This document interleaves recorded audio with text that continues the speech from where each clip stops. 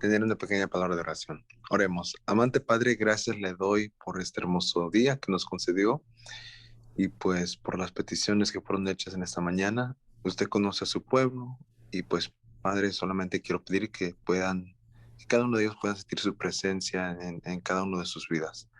Una vez más, bendiga lo que vamos a estudiar y en Jesús pedimos todo esto. Amén.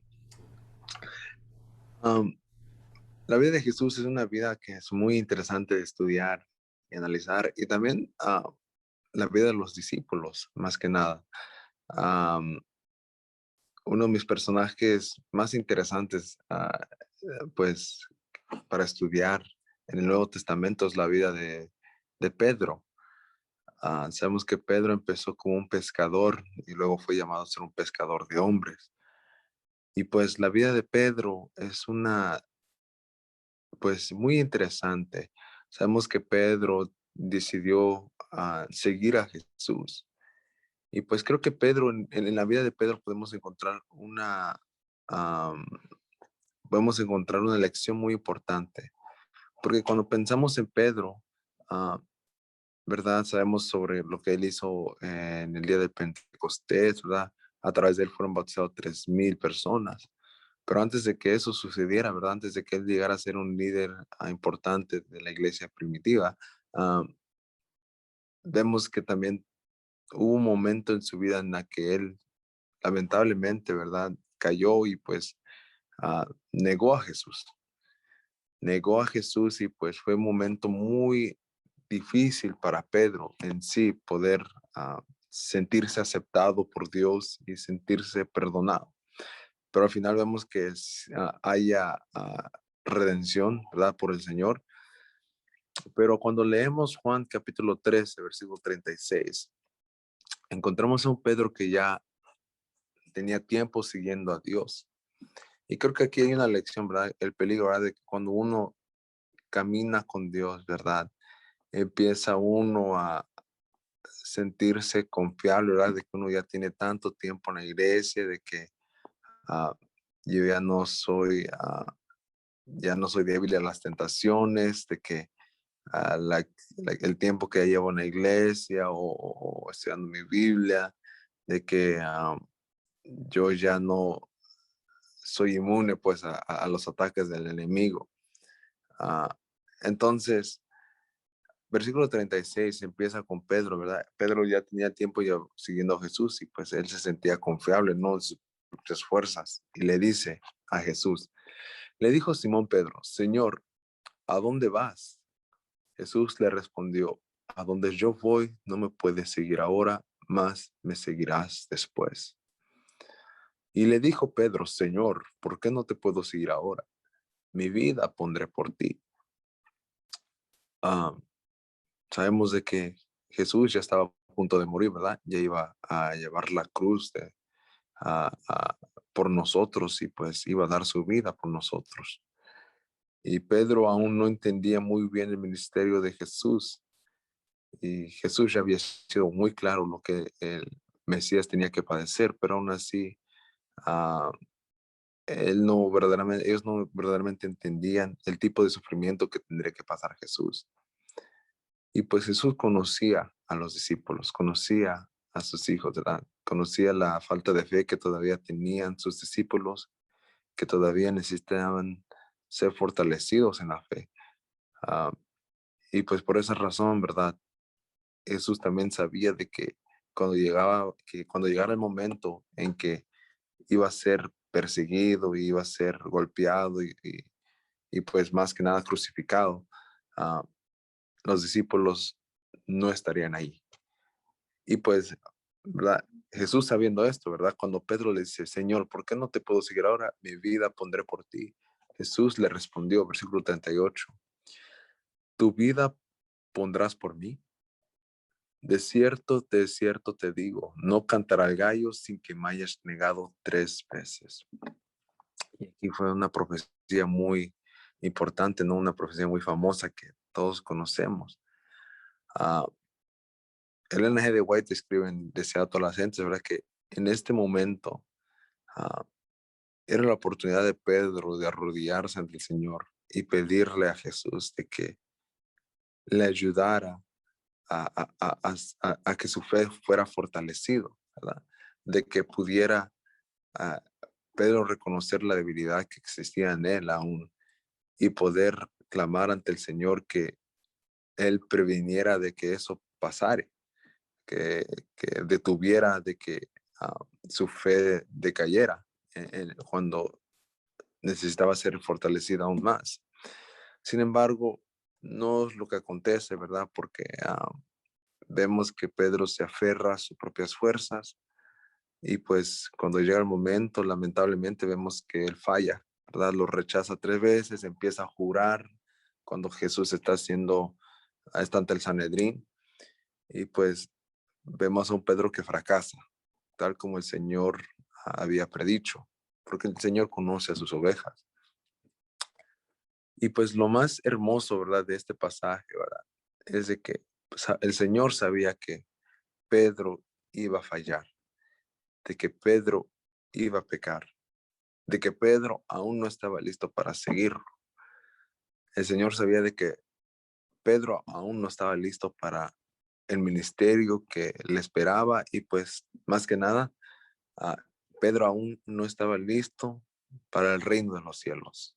Ah, Pedro aún no estaba listo para recibir el reino de los cielos. Pero en el griego, lo interesante del griego y la forma en que fue escrito anteriormente es de que si usted va a los manuscritos antiguos, el griego es corrido, o sea, no hay capítulos, no hay divisiones de capítulos, no hay versículos, sino que así es corrido. Entonces ya luego las divisiones y los capítulos fueron añadidos para hacerlo más fácil para nosotros. Pero tomando esto en cuenta, tenemos que suponer que el siguiente capítulo, ¿verdad? Porque Juan 13 concluye con este versículo, ¿verdad? Jesús prediciendo que Pedro iba a fallar. Ah, el siguiente capítulo tenemos que suponer que fue dicho en ese mismo instante y que esas palabras fueron dicho hacia Pedro. Y no solamente a Pedro, ¿verdad? Sino que también a sus discípulos. Y Juan 14 es uno de los pasajes más famosos. Y dice, no se turbe vuestro corazón. Creéis en Dios, creed también en mí. En la casa de mi Padre muchas moradas hay. Si así no fuera, yo os lo hubiera dicho. Voy pues a preparar lugar para vosotros. Y si me fuere y os prepararé el lugar, vendré otra vez y os tomaré a mí mismo para que donde yo estoy, vosotros también estéis. Entonces, el Señor le estaba diciendo a Pedro, aunque estés a punto de fracasar, aun cuando tu fe aún no está fuerte, aun cuando no estás listo para el ministerio que he preparado para ti y aun cuando no estés aún listo para recibir el reino de los cielos, el Señor dice que no se turbe vuestros corazones, ¿verdad? Creed en Dios, creed también en mí. En la casa de mi Padre muchas moradas hay. El Señor está preparando un lugar para Pedro, un lugar para mí. Ah, y eso es sin importar en el lugar que nos encontramos, ¿verdad? Espiritualmente. Am, y aún hoy en día, el Señor está preparando lugares para los pecadores también. Hay un lugar reservado en el cielo para cada ser humano. Pero como sigo mencionando, ¿verdad? Estamos en la gran controversia. Y pues hay almas, ¿verdad? Que aún no están listos para recibir el reino de los cielos. Y tal vez hay cristianos hoy en día que piensan que están listos para recibir el reino de los cielos. Pero pues vemos que am, el caminar, ¿verdad? Con Jesús es una lucha diaria, ¿verdad? Es una, es un llamado al sacrificio de matar el yo diariamente y de poder verdaderamente no aferrarnos a nuestro tiempo que ya hemos caminado con Dios como lo hizo Pedro o nuestra experiencia que llevamos en la iglesia, sino que tiene que ser basado en nuestra relación con Dios, ¿verdad? Qué tan íntimos somos, cuánto dependemos del Señor, ¿verdad? Para poder ah, vencer en las pruebas y en esas tentaciones. Yo creo que el Señor que adoramos es un Señor increíble, un Señor que nos ama de tal forma, ¿verdad? De que aun cuando estamos en el camino incorrecto, ¿verdad? Hay un lugar en el cielo que Él está preparando por nosotros. Y ya la decisión es individual, si queremos ser parte o no de ese reino. Ah, pero pues al final, ¿verdad? La iglesia no es el que nos salva. Ah, la iglesia no tiene ese poder. Lo que te va a salvar va a ser la relación que llevas con Dios, ¿verdad? Sin embargo, ¿verdad? Aún es necesario, ¿verdad? De alcanzar almas, ¿verdad? Y eso lo podemos hacer a través de la iglesia, ¿verdad? A través de la congregación, ¿verdad? Unirlos para que puedan ver el amor de Dios en la iglesia. Entonces, mis hermanos, quiero que se vayan con ese pensamiento hoy en esta mañana, ¿verdad? Sabiendo de que ah, está bien de que a veces la fe se sienta débil, ¿verdad? De que a veces nos sintamos de que estamos en el mejor lugar con Dios a veces, ah, pero hay que depender del Señor, ¿verdad? Si Pedro hubiera aferradose al Señor en ese momento más, si se hubiera aferrado al Señor y hubiera pedido que el Señor le diera fuerzas, el Señor lo hubiera ayudado, el Señor lo hubiera fortalecido, pero vemos que no lo hizo y pues claro, Pedro ganó, ¿verdad? Su corona, lo ganó, pero tuvo que pasar por varios sufrimientos, ¿verdad? Todo porque sus fuerzas no estaban aferradas en Dios. Pues teniendo en estos pensamientos, pues vamos a tener una palabra de oración para terminar y de esta forma pues recibiremos una bendición del Señor, ¿verdad? Oremos. Amante Padre que estás en los cielos, le damos gracias por su grande amor y su misericordia que usted tiene hacia cada uno de nosotros.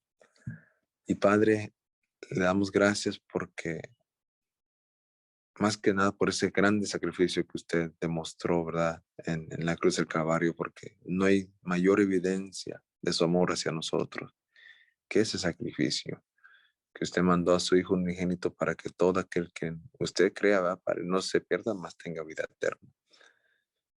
Y pues, Padre, hoy en día nos encontramos en una gran controversia. Sentimos a veces, Padre, que ah, nuestra fe es débil y hay otros que sienten que nuestra que su fe es fuerte, ¿verdad? Y de que pueden depender en ese sentimiento, ¿verdad? Pero sabemos que la fe no es basada en sentimientos, sino que es la certeza, ¿verdad? De lo que no se ve, ¿verdad? Y pues, Padre, ayúdanos, Padre, a que nuestra fe sea fortalecida, Padre, en estos tiempos finales y de que, Padre, no olvidemos las promesas que usted nos ha dado, ¿verdad? Denos ojos espirituales. Queremos llegar al reino de los cielos, queremos hablar con usted cara a cara, pero aún es necesario sufrir un poco más en este mundo y predicar su evangelio. Pero Padre, lo hacemos para que no seamos los únicos que recibamos esa promesa, sino que sean varios, ¿verdad? Una gran multitud que reciba esa promesa.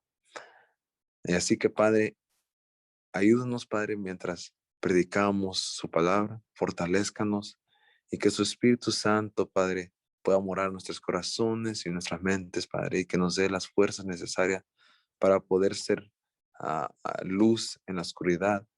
Y Padre, que el Espíritu Santo siga obrando en nuestras vidas personales, moldeándonos, transformándonos. Y Padre, nos retiramos de esta mañana sabiendo de que usted ha escuchado nuestras oraciones, nuestras peticiones que se han hecho en esta mañana.